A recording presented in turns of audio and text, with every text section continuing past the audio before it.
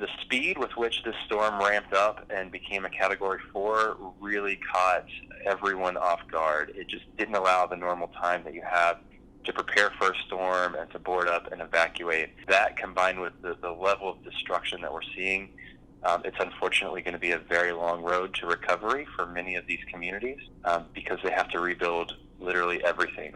So International Medical Corps is supporting the mission of the Florida Department of Public Health to ensure the health and safety of all Floridians by providing clinical support to those who've been impacted and are seeking medical care in shelters and medical facilities. So we have very complex medical teams that include doctors, nurses, paramedics, EMTs, and nurse practitioners. And those teams we've sent to the hospitals, and then to all of the shelters and the special needs shelters, we're sending our strike teams of nurses. And in many cases, at this point in time on the response, the local clinicians and the nurses who live in the community have been providing medical care since the storm hit for 14 hours a day. And so our teams are providing relief for them to take a few days off, to go home, to do assessment of their homes that were often impacted, and to get a break.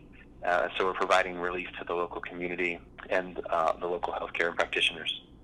Some of the hospitals are flooded. Some of them, the building received partial damage, and some of them are just the only operational facility in a large radius. So they've become inundated or overwhelmed with patients that they would not normally see because of storm-related injury. The most urgent health needs that we're seeing are chronic care, your pre-existing medical conditions, for folks that may be on oxygen or may require electricity-dependent durable medical equipment or otherwise have pre-existing conditions that are typically exacerbated during disasters.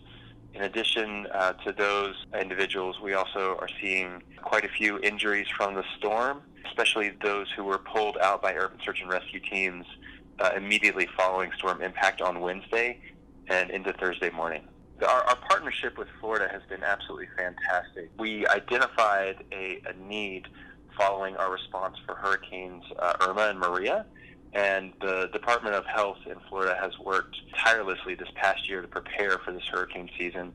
As a part of that, they've developed partnerships with resources that can come in and augment the local capabilities of the state, and that's exactly what we're doing here. And the state has been a phenomenal partner for us. They requested our resources. We've worked closely in coordination with them, and they've gotten our resources. Once they hit the ground at the airport here, they are in the field providing medical care in oftentimes 3 hours.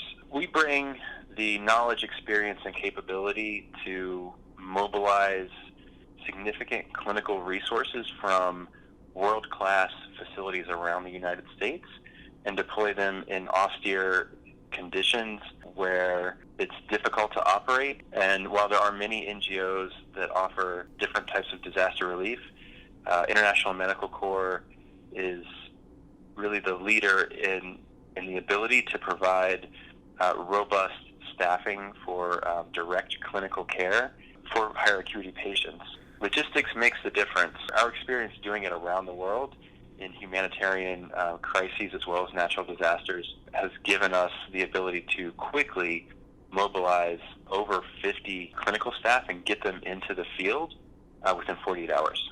It's one thing to understand that there's a need. It's another thing to be able to move people and equipment to have a capability to treat patients, and having the understanding of what those injury patterns are likely to be and what the needs are going to be when we get there, so that we have the right amount of resources and the right resources with us to treat the patients and help them maintain their health and wellness through one of the worst days of their life.